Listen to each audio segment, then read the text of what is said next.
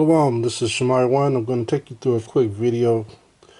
Since we just went through things taken, let me just go over the natives real quick of the Aboriginal Indian descent on how they got to the Americas. First and foremost, let's go to the Apocrypha. Let's go to 2nd Ezra, chapter 13 and verse 40, where it reads, "Those are the 10 tribes which were carried away prisoners out of their own land in the time of Hoshea the king, who Salmanassar the king of Assyria led away captive." Remember, we were in the Egyptian captivity and then we went into the Assyrian captivity. Right? So we were led away by Salmanassar, which is in 2 Kings, the 17th chapter. You can see it in there. But it says they were led away captives, and he carried them over the waters. And so came they into another land. They're still on the east side of the world. They're still near Jerusalem at this particular time. They're near India. But they took this counsel among themselves that they would leave the multitude of the heathen and go forth into a further country where never mankind dwelt. So a further country is not Africa. All right, they were going west. Verse 42, that they might there keep their statutes, which they never kept in their own land. Well, they thought they were going to keep the statutes. And they got over here and they got even more wickeder. They went left.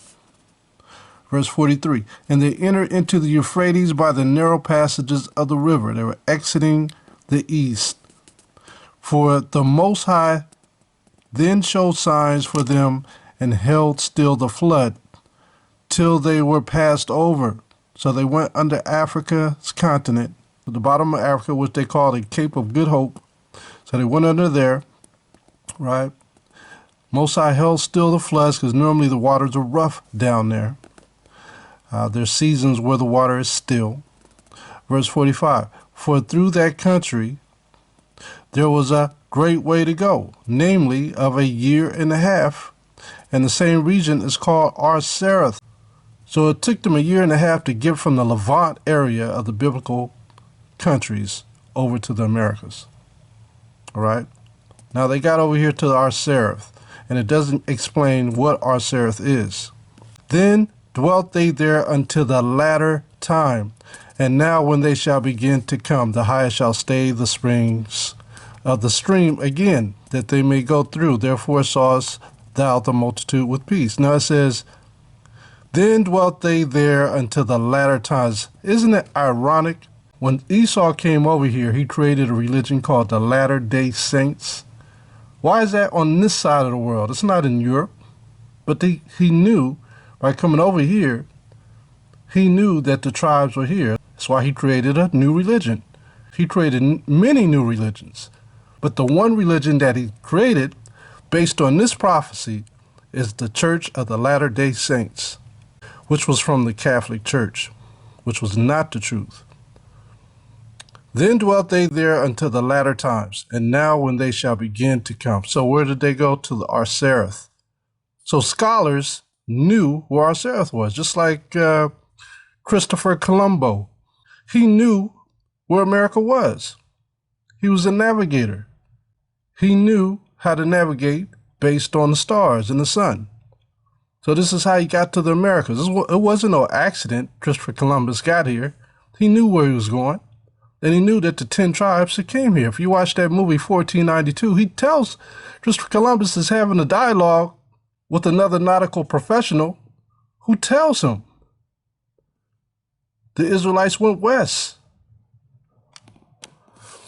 Now here's a book. It's called Origins of the American Indians, European Concepts, 1492 to 1729 by Lee Eldridge Huddleston. This book was copyrighted in 1967.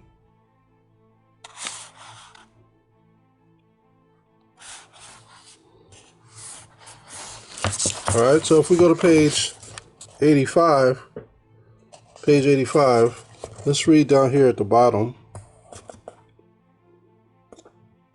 And it reads here, neither Torquemada nor Kalanka could accept the authenticity of the 10 lost tribes theory.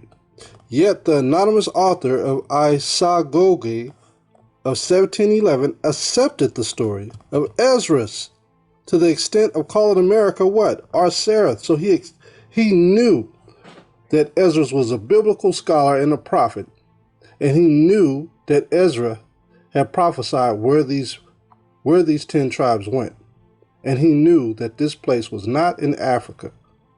So he went to Arsareth, and he's saying that America is Arsareth. Throughout his manuscript, he traced the tribes of Arsareth through Tartary and settled them in where? In America. Tartary could be Africa. But he settled them in America, north of the Isthmus of Tehuantepec, 1935, 54, 60. Carthaginians and possibly Egyptians produced the civilization of the Guatemalans, 1935. He also hinted the Spaniards may have settled in South America, 1933 to 77. But these are late dates. The 10 tribes came way before that, before these other people started to mingle in with the 10 tribes. So the 10 tribes came to Arsareth, just like 2nd Ezra chapter 13 states, that they came to a faraway land called Arsareth, which is America. Here's a book called View of the Hebrews by Ethan Smith. This was copyrighted and published in 1825. 1825. All right, let's go to page 77 of this book. Page 77. And let's look at what it says here in the second paragraph. Now it reads here, various of the emblems given in Jacob's last blessing. Where's Jacob's last blessing? When we read Genesis chapter 49, that's Jacob's last blessing. He says, let me tell you what will befall you in the last days. We read in Ezra in the 13th chapter during the latter days where they will go. And they will go to Arsareth, which is America. So it says here, various of the emblems given in Jacob's last blessing, meaning the different things that the emblems represent the prophecies for each son of the 12 sons, which make up the 12 tribes of Israel. It says, have been strikingly fulfilled in the American Indians. Dan shall be a serpent by the way, and an adder in the path that biteth the horse heels, so that the rider shall fall backwards. Where did this happen? This happened in the islands. That was the first place Christopher Colombo hit. Him and Ponce de Leon. Benjamin shall raven as a wolf. In the morning he shall devour the prey, and at night he shall divide the spoil. Had the prophetic eye rested on the American Aborigines, it seems as though no picture could have been more accurate. So he's telling you in this particular book that the 10 tribes over here in the Americas, and every emblem, every prophecy matches up with these tribes versus what it's written in Genesis 49 and Deuteronomy 33. Let's go to page 96 in the same book. It reads from page 96 down at the bottom. It says, Colonel Smith gives account of an old Indian king, Akhenaten, who died in 1681. To a proprietor of New Jersey, then with him, he said, as he was about to die, there are 2 ways, a broad and a straight way. The worst and the greatest number go in the broad way. The best and the fewest in the straight way. That's those who keep the law, statutes, and commandments. They go in the straight way. It is fully evident from many sources of information that the Indian views of the Great Spirit and their religion were from their own ancient tradition, and not from anything they ever learned from the white people after the latter came to the continent, after the latter that we're living during the last days. Reverend Mr. Brainerd, the noted missionary to the Indians, informs of his meeting of an Indian 130 miles from our settlements who had a house consecrated to religious purposes, like a temple. Mr. Brainerd labored to teach him Christianity. There you go. So Mr. Brainerd is trying to be an apologetic by brainwashing him with Christianity from the Catholic Church.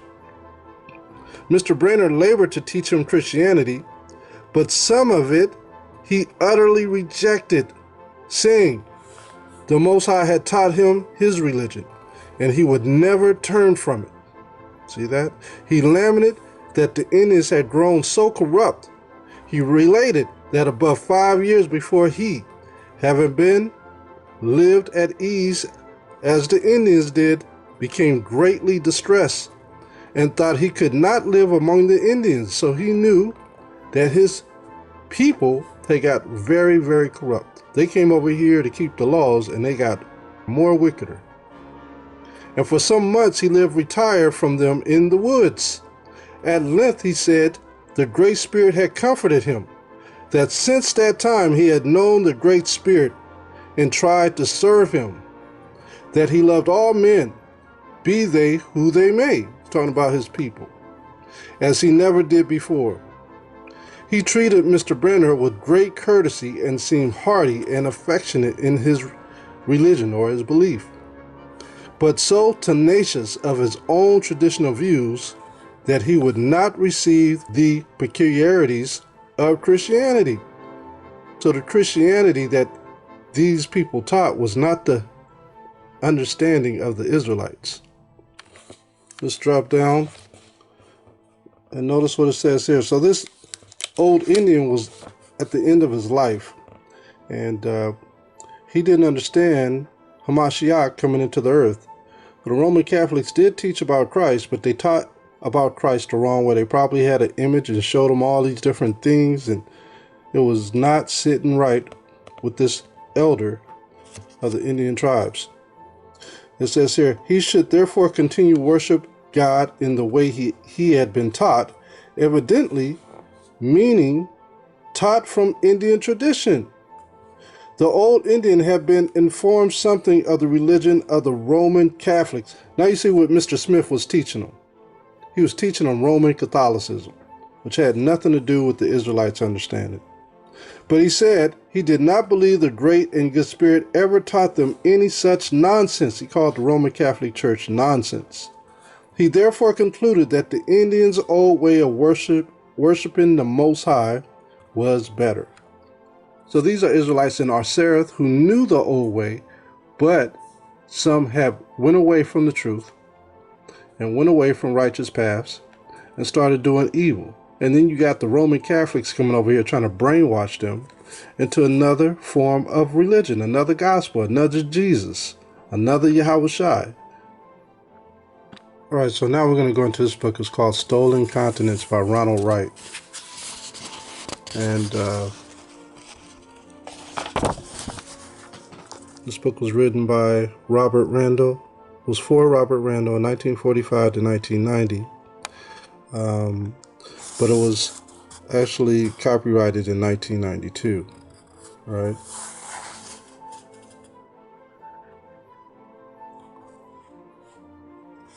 So let's go into this book. I like to start off with page 9 of Discovery. As we drop down to the bottom of this page, I want you to see the tribes that existed, the indigenous tribes that existed in the Americas. And all of them are not listed, just the prominent tribes that the so-called white man could try to brainwash. But it says here, above all, the records have been edited by chance, by the luck of being preserved. So that means that everything was not preserved. For every word that stands, thousands have been lost, but there are still enough to fill a lengthy shelf. We have an entire book by Inca Atwapa's nephew. 2 by Montezuma, grandson. Iraqi speeches in the colonial records of Pennsylvania and New York run to hundreds of pages. Some parts of the Indian histories exist in detail. Others are completely obscure and may always remain so. Several ancient texts are illuminated by modern oral tradition, telling of the conquest and foretelling the return of Indian kings. I want you to highlight that part. foretelling of the return of Indian kings, right? Regeneration. To build a story rather than a collection from these pieces, I outline each history lingering where the native record is particularly rich or important. My narrative is a kind of mortar linking fragmentary inscriptions. So he did his thorough research to put all this together, called in this book called Stolen Continents. I'm going to start here where I highlighted it and dotted it. It says, I begin the stories of the five in the order of their invasion. The first is the overthrow of the Aztec Empire, ending in 1521. It was one of the biggest. The Highland Mayas were next, then the Incas. A few years later, the Cherokees were invaded by one of the conquerors of Peru. And soon afterward, the Iraqis began to experience regular intrusions by the French, Dutch, and British. The same order, Aztec, Maya, Inca, Cherokee, Iraqis, is followed in each of the three parts. Let's drop down. Other books like this one could be written. I have said nothing about the Guarani of Paraguay, the Mapuche of Chile, the Yanomami of Brazil, the Navajo, the Blackfoot, which was another big kingdom, the Blackfoot Indians, took up most of Northern America, the Mosquito, and many others with unfinished stories to tell. I have also had to pass over the Caribbean Indians who experienced the first wave of invasion, a period of 26 years between Columbus' landfall and the start of serious campaigns against the mainland empires. The islanders were so thoroughly exterminated that they have left not a single account.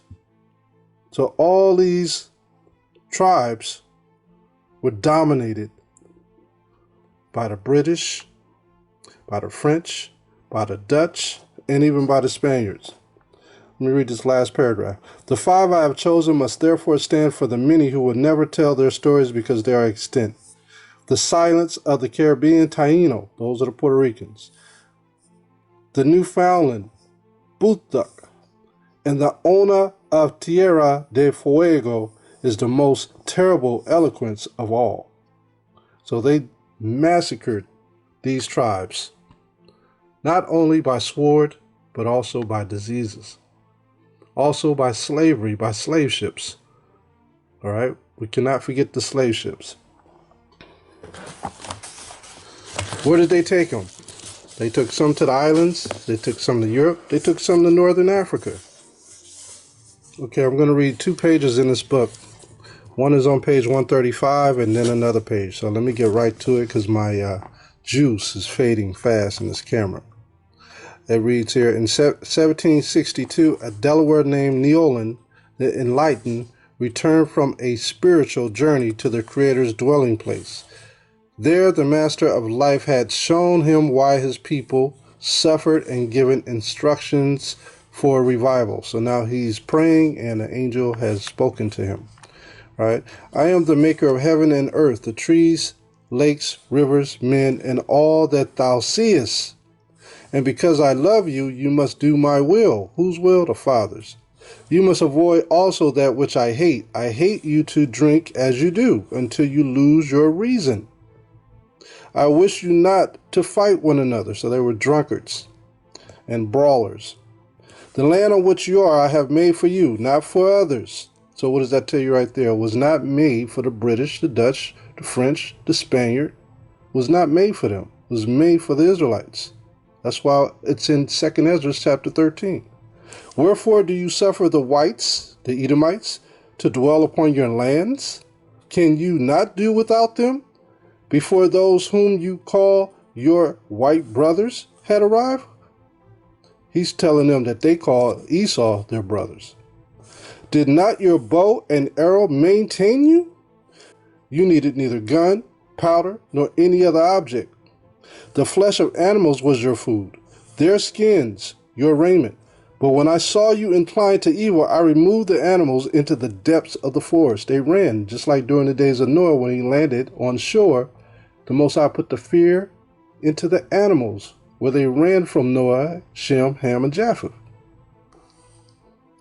Drive from your lands those dogs in red clothing, the British. This is an angel telling on this. They are only an injury to you. When you want anything, apply to me, pray to me. Do not sell your brothers that which I have placed on earth as food, talking about the other Israelites. They were brawling with each other. Become good, and you shall want for nothing. Remember, the king said that his people had grown to be evil and forgot their laws. This is what it meant. This is why Esau was sent to the north and south and central Americas,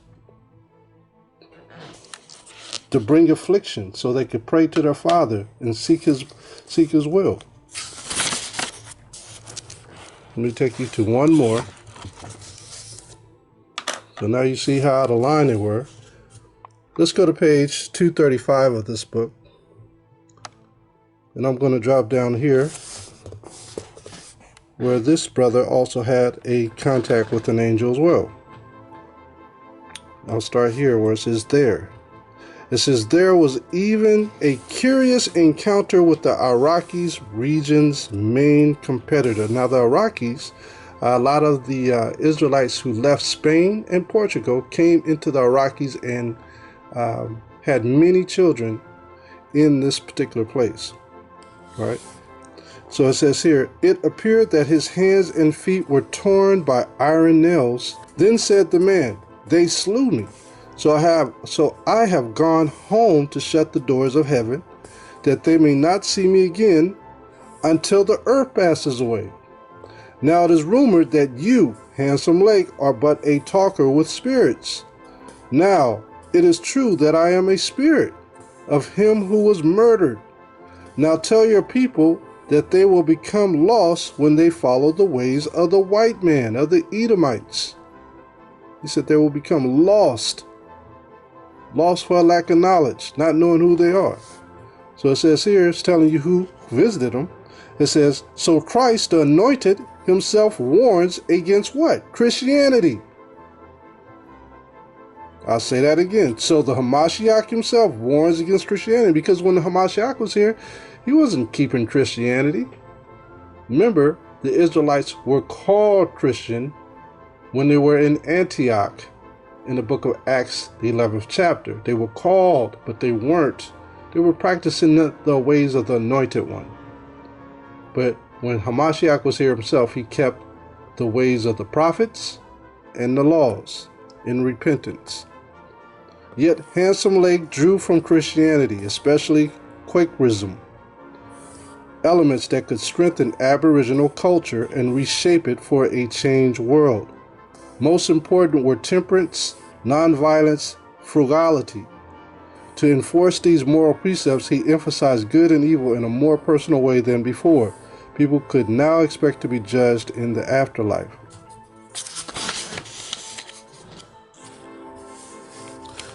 Let's drop down to the highlighted area. This is page 236. Despite his warnings about white influence, just saying it for what it is, Handsome Lake, through his visions, gave divine sanction to secular customs that Iraqis or Rokis requires were obliged to adopt. Even though he was visited and Hamashiach told him not to follow the ways of Esau, he adopted their ways anyway. How about that? So they became more corrupted because they adopted the ways of the so-called white man. See that? These things that our younger brethren, the Americans, do are right to follow.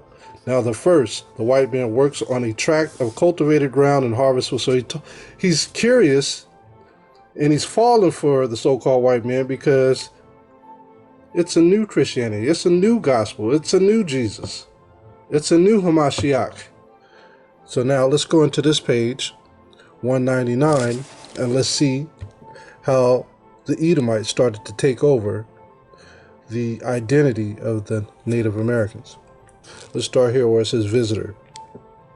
Visitor Arechi sent a long report to Madrid. He recommended removing some abuses, but his main thrust was Ethnocide, that's the deliberate and systematic destruction of the culture of an ethnic group.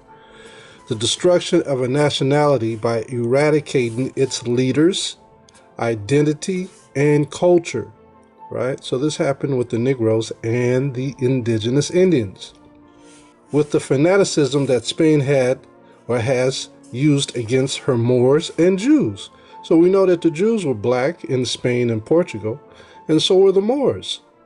So it's the same thing that was done with the Moors and the Jews happened to the indigenous Indians here in the Americas. Arechi planned to extinguish the illusionary nation of the Indians, a plan still dear to some Hispanic Peruvians of today. Some still remember this. Rebel Incas were killed or exiled. All Incas lost their titles, their hereditary curacaships, their robes, even their family portraits, which abound in the houses of Indians who hold themselves to be noble, to vaunt their ancestry. All Indians were to be taught Spanish within 4 years. This is why all you so-called Mexicans speak Spanish today. You are mandated to speak Spanish. That's not your language. Okay? Indigenous Indians and Hispanic people. Quechua song, music, and theater were banned. The Indians must not perform plays and other public functions that they used to preserve the memory of their ancient Incas. Likewise, the trumpets and horns, which is a big symbol for the Israelites, the trumpets and horns.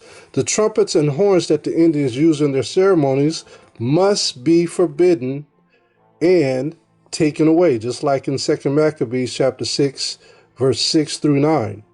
Everything that we did, our Sabbath days, our feast days, even our names were taken away from us, especially those called patuta, marine shells with a strange and mournful sound by which they evoke the sorrowful remembrance of their past in the day of the conquest, which they hold in dread.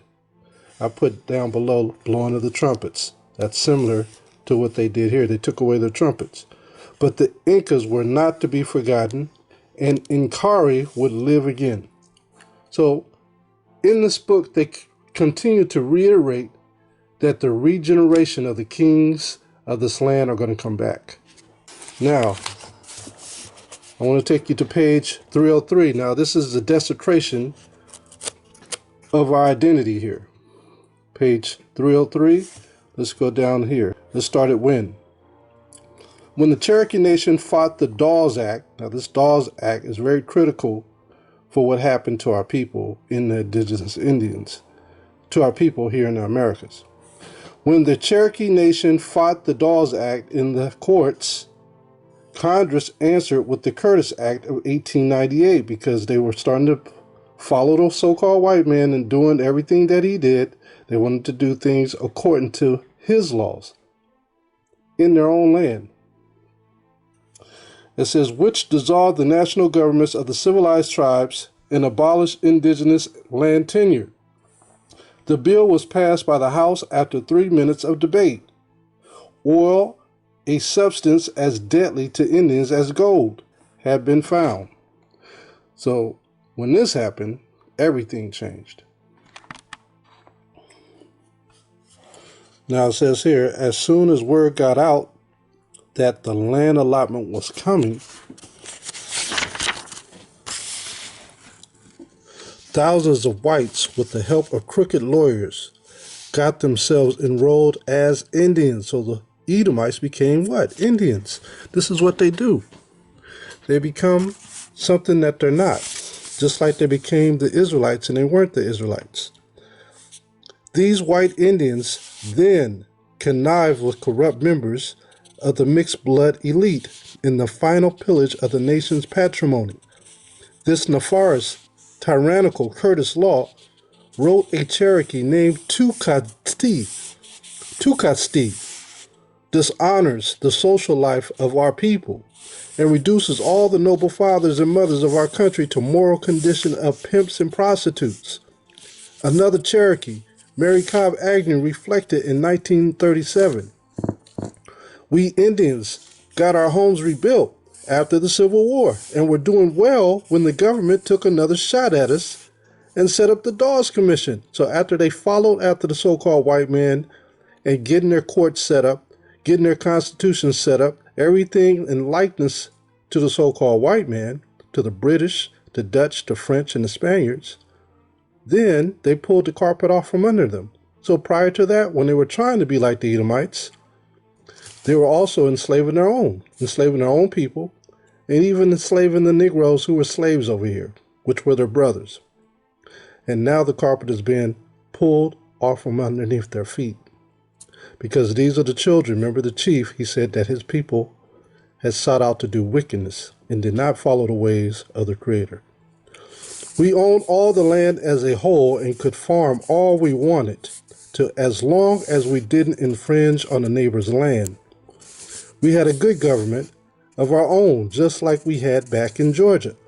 But the white man wanted our land just as they wanted it in Georgia. The white people called us barbarians, half-wits, said we couldn't run our businesses, etc. So they sent men out to enroll all the citizens of the Cherokee tribe. I am an old woman who has lived a long time, and if there ever was a race of people that was downtrodden, it was the Cherokees. They were poor people trying to be something that they weren't. They forgot the ways of their fathers. I knew every principal chief of the Cherokees, from John Ross to Tom Buffington, chief from 1899 to 1903. Something always arose to cause the chiefs more worry than the President of the United States has today. The white men all the time wanted to get all the Indians had. So they always wanted what the Indians had. They took everything from the native and from the indigenous Indians. See that? The records don't lie.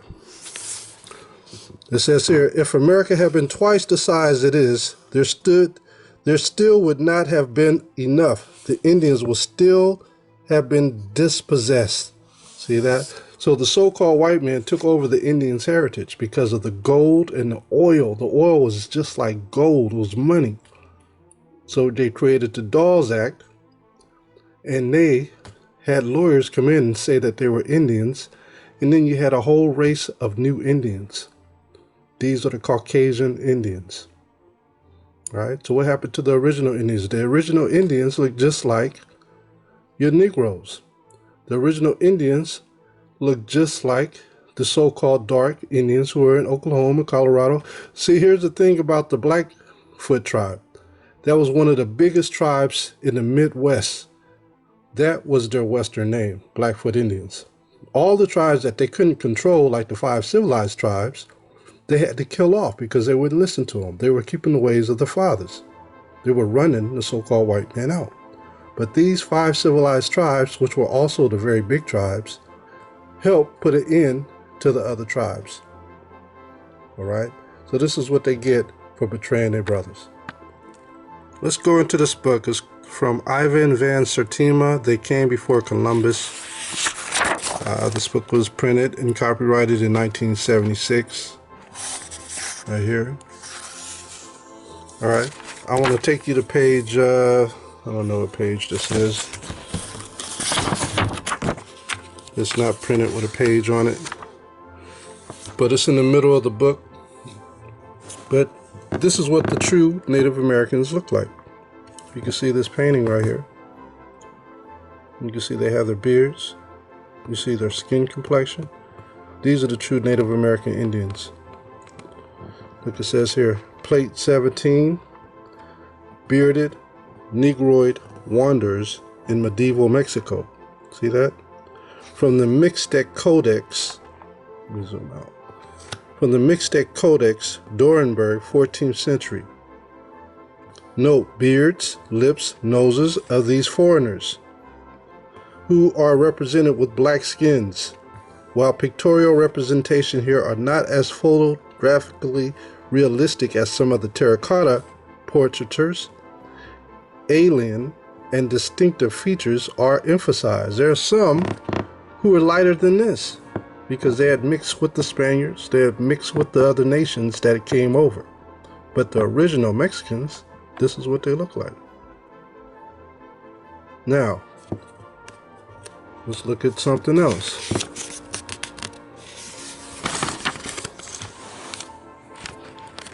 Now pay attention to what I'm showing you. This is a codex. These are the Native Indians, right? More Native Indians. Codex.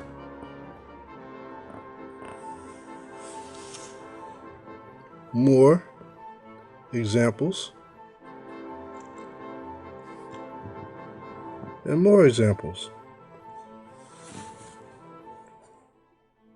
Now, you never believe what this is. Let's go down to plate 18 and let's read. It reads, Black Gods in Medieval Mexico. The traitor god Echua. Many Indians of Central and South America and Mexico journey annually, even today, to what a Hyatt Verrill of the Museum of the American Indian labels a shrine or Mecca in an obscure Guatemalan village. There they worship, what does that say? The Black Hamashayac. There they worship the Black Hamashayac, whom they refer to in private as Echua, god of merchants, husbandmen, and travelers. What did he knock over in the temple when they were selling goods? Hamashayac knocked over the merchants' tables. So he's the power of the merchants, husbandmen, and travelers. The god of jewelers, Napila, gold portrayal or pectoral of Negroid god in the National Museum, Mexico City. The main point is that the Hamashayac was listed in worship as the Black Hamashayac. Echua. So with all that being said, do not be fooled. These are your brothers and sisters over here in the land. But remember, the tares and the wheats have mixed together in this land. Okay, finally, I'd like to touch on a book called The Old Canaan in a New World, Native Americans and the Lost Tribes of Israel by Elizabeth Fenton.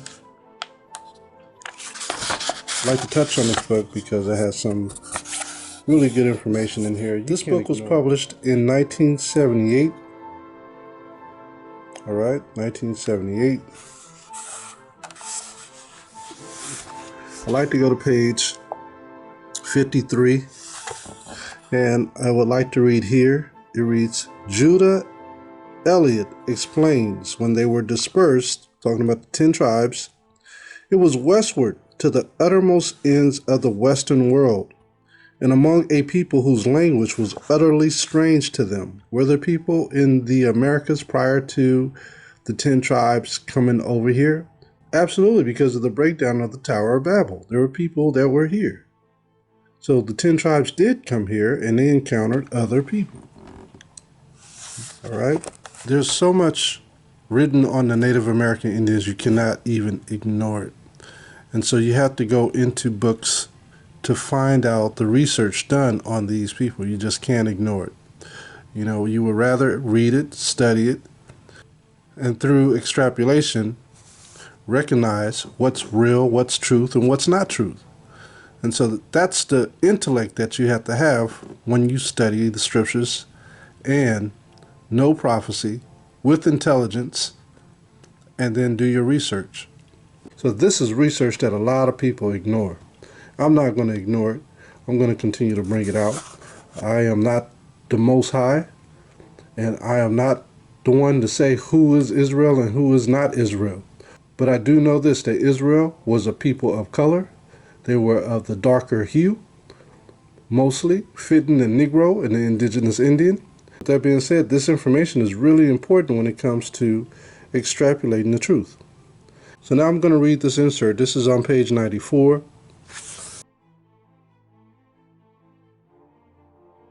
I'm going to drop down where I have it highlighted. It says Uriel tells Ezra that the tribes took this counsel among themselves that they would leave the multitude of the heathen, and go forth into a further country where never mankind dwelt. Then dwelt they there until the latter time. And now, when they shall begin to come, the highest shall stay the springs of the stream again, that they may go through. 2 Ezra chapter 13, verse 41 through 47 is where it's quoting this from. This is in the Apocrypha. Although some canonical books of the Bible, such as Isaiah, can be interpreted as predicting the return of the lost tribes, this account is unique because it mentions them by name and explicitly aligns them with impending millennium.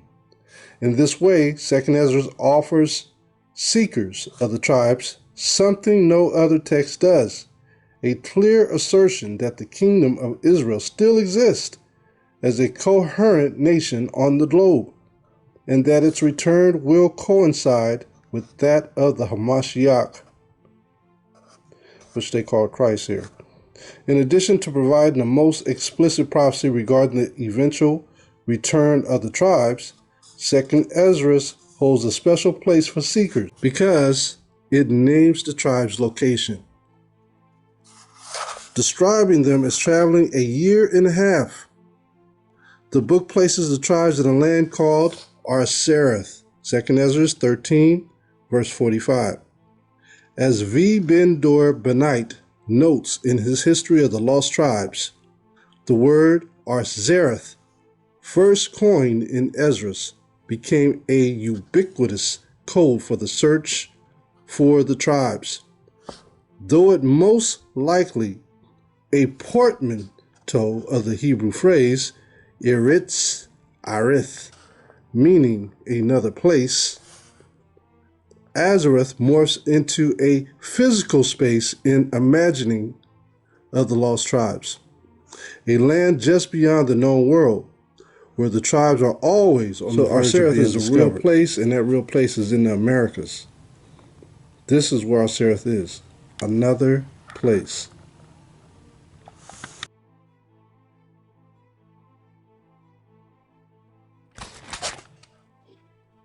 Okay, I'm going to read this book. It's called Light and Truth, collected from the Bible and Ancient and Modern History, containing the universal history of the colored and the Indian race, from the creation of the world to the present time, by R.B. Lewis.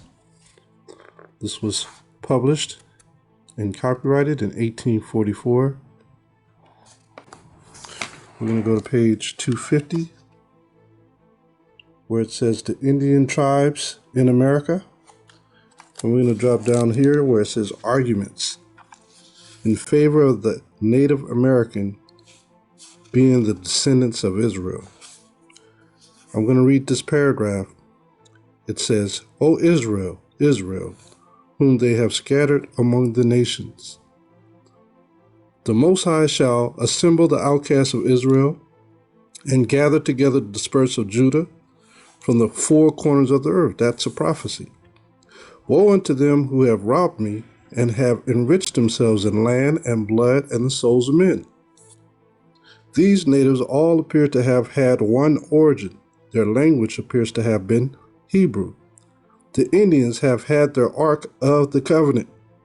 The Cherokees also. It says, have been in the practice of circumcision and have acknowledged one and only one power. They have one tribe, answering in various respects of the tribe of Levi, and they have something answering to the Judean cities of refuge. Indian pyramids resemble the high places of ancient Israel. Phylacteries, or in ancient Hebrew writing, have been found on Indian Hill in Pittsfield. In addition to various other arguments and many traditions, a table of words and phrases is furnished by Dr. Baudonnet, Adair, and others, to which several have been added from good authority to show how clearly the Indian language is derived from the Hebrew. Some of these Indian words have been taken from one tribe and some from another, in a long-continued heathen state destitute of all aid from letters and language must roll and change. This is how the languages started to get decrepit. Just like in West Africa, the languages started to get decrepit. Judah became wider in West Africa. So what I'm going to show you here on page 251, it says at the top, the Indian tribes in America. And it is strange that after the lapse of 2,500 years, a single word should be preserved among such people under such circumstances. So this is after the Assyrian captivity that this took place. But you can see as we go over these words that their language did not change much. You have columns here. You have English, you have Indian, and then you have the Hebrew or Chaldaic. Keep in mind the Chaldaic coming from Assyria and Canaan. So it says here, Jehovah, the Indians pronounce it Yahawah, and actually the real Hebrew, it's pronounced Yahweh as well. They put Jehovah here. There was no J's during the time of the Chaldeans, only Y's, so it was possibly and more likely to be Yahawah. All right. It says here, God, Ale Alim in the Chaldean, Ja in the English, Ya in Indian or Wa, and Ya in the Hebrew or Chaldaic. In the English, Shiloh. In the Indian, Shilah. In the Hebrew or Chaldaic, Shiloh. In the English, heaven. In the Indian, Shemayim. In the Hebrew, Shemayim. In the English, Father. In the Indian, Abba, just like the Hebrew. Abba in the Hebrew.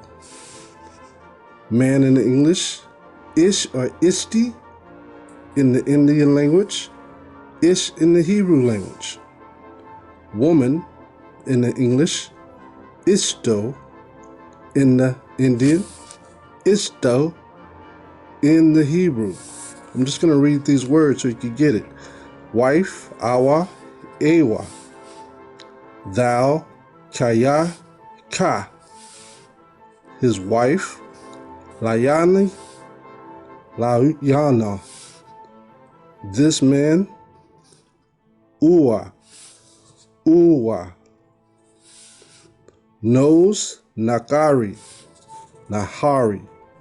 Same as, if you notice, the Indian and the Hebrew are right in sync with each other. These words aren't too far away from each other. If it's decrepit, it's not by much, maybe a letter or two, but it's the same word. Far-fetched from English. It says here in the English, roof of a house.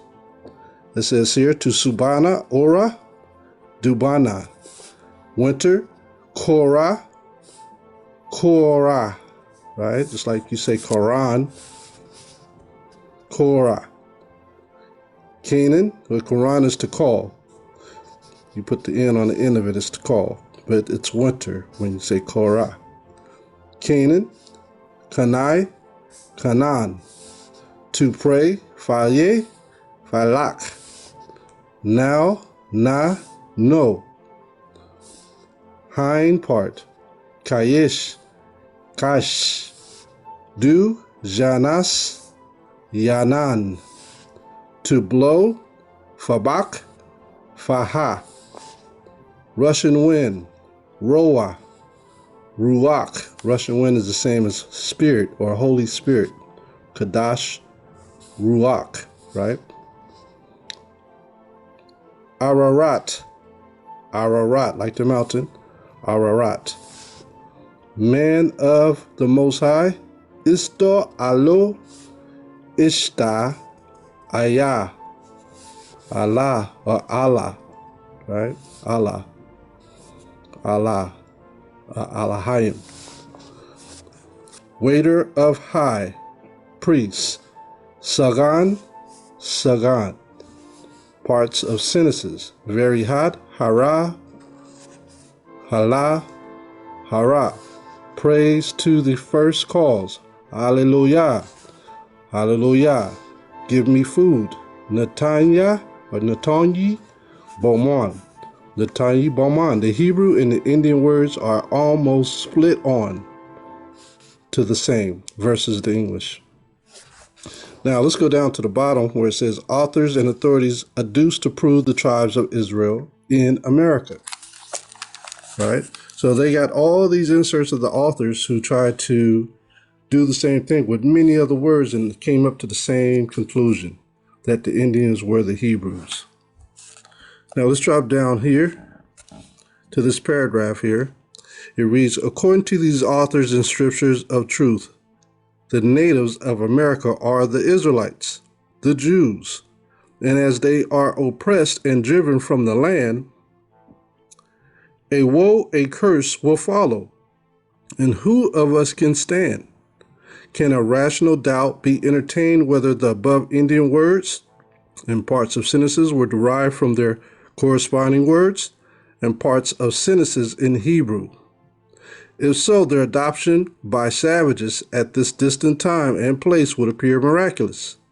Someone or two words might happen to be the same among different nations, but that so many words and parts of sentences, too, in a language with a construction peculiar to itself, should so nearly, and some of them exactly correspond, is never to be admitted as resulting from accident.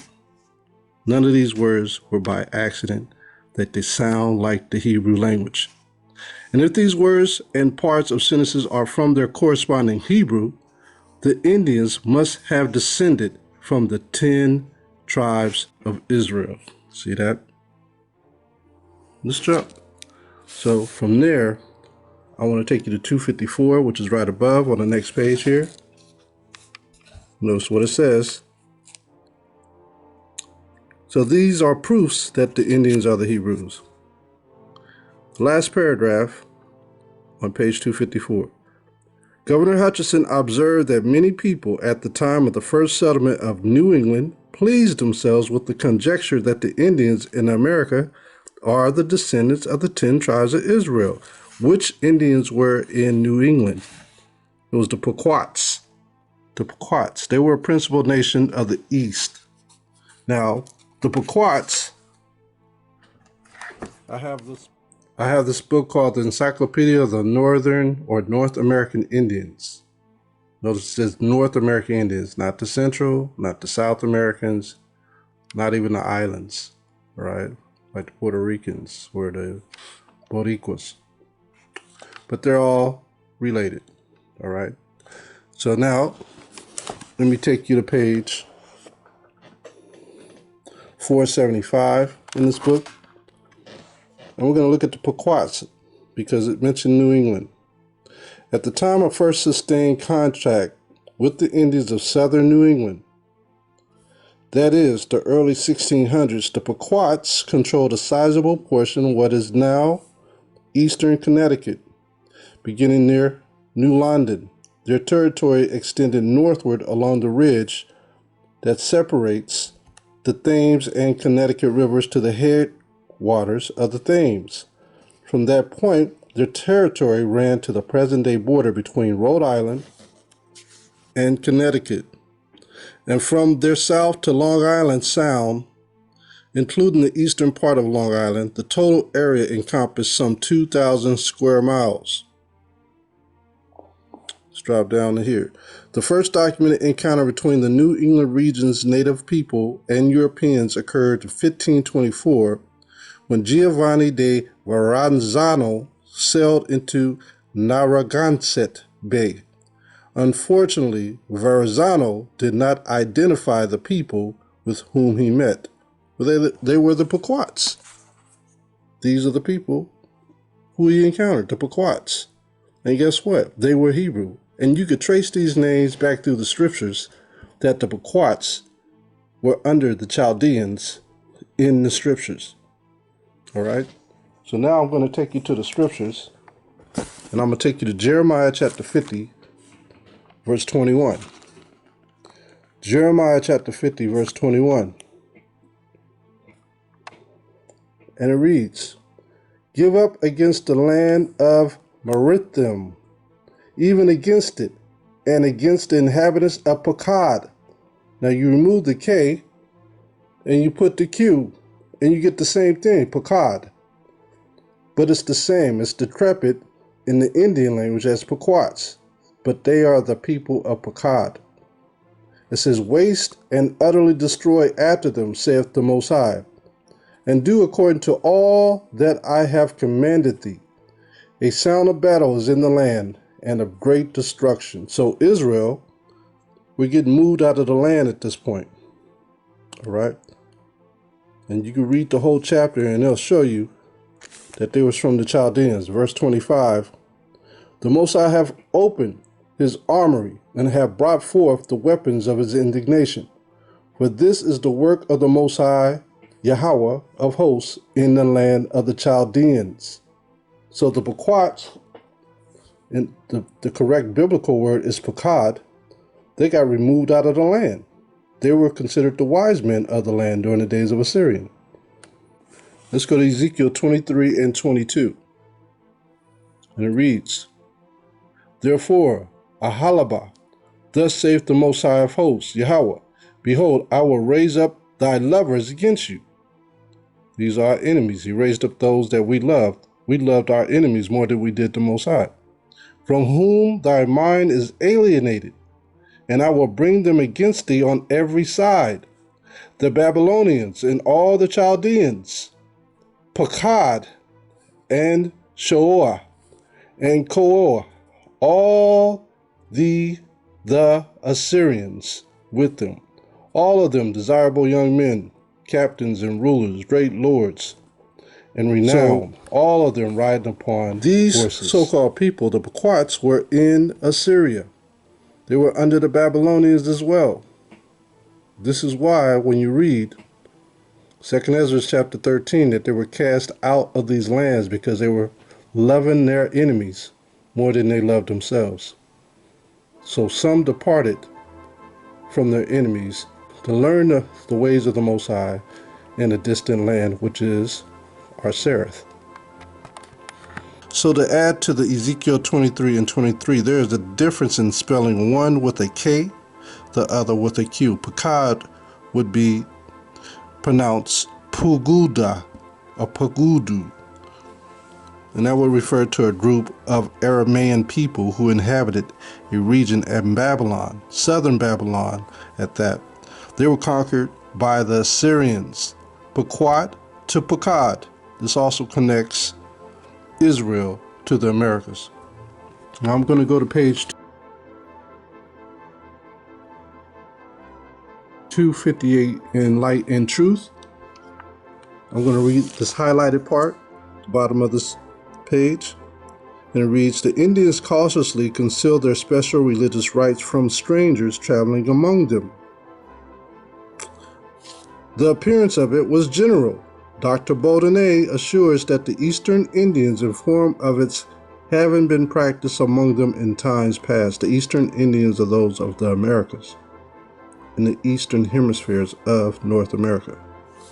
But that latterly, not being able to give any account of so strange a rite, their young men had opposed it, and it was discontinued. Just like the chief had said, his people had sought to do evil and departed from the ways of the Most High. This is the same thing that he had spoke of here. Emmanuel de Moraes, in his History of Brazil, says it was practiced among the native Brazilians. These native inhabitants of South America were of the same origin with the Indians of North America. So these Indians, these indigenous Indians of the Native Americans, South, Central, and North Americas, were the same people. And they were the 10 tribes who knew Hebrew.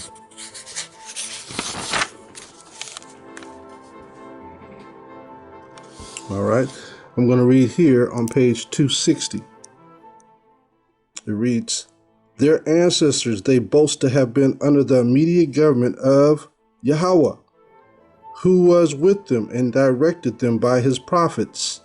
while the rest of the world were outlaws and strangers to the covenant of Yahweh. The Indians thus pleased themselves, Mr. Adair assures us, with the idea that Yahweh has chosen them from the rest of mankind as his peculiar people.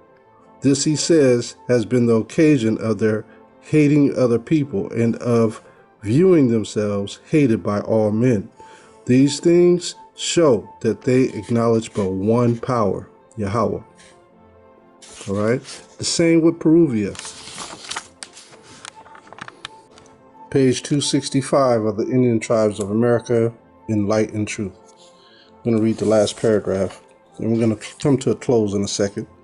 Note that the closer that these Indians got away from their priests and went further west into the Americas, the more savage they got. The more bullheaded they got towards one another. As it reads here, by information received of Father Hoyt respecting the former traditions, rites, and ceremonies of the Indians of this region, I think there is much reason to believe they are the descendants of Abraham. They have had cities of refuge, feast of first fruits, sacrifice of the firstlings of the flocks, which had to be perfect, without blemish or deformity, a bone of which must not be broken. They were never known to worship images, so they kept the laws of the Most High in America, but they did not know the Hamashiach because they had left earlier during the time of history before he came. So that part they did not know. Page 266. Let's finish up. Nor to offer sacrifice to any god made with hands. They all have some idea and belief of the Great Spirit. Their fast, holy days, etc. were regulated by sevens. As to time, example, 7 sleeps, 7 moons, 7 years, etc. 7 sleeps is when it gets dark earlier. You know, they have a saying that when the sun is out during the day, that time expands.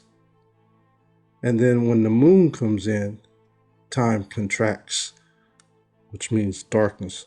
So they had 7 sleeps, 7 moons, and 7 years, etc.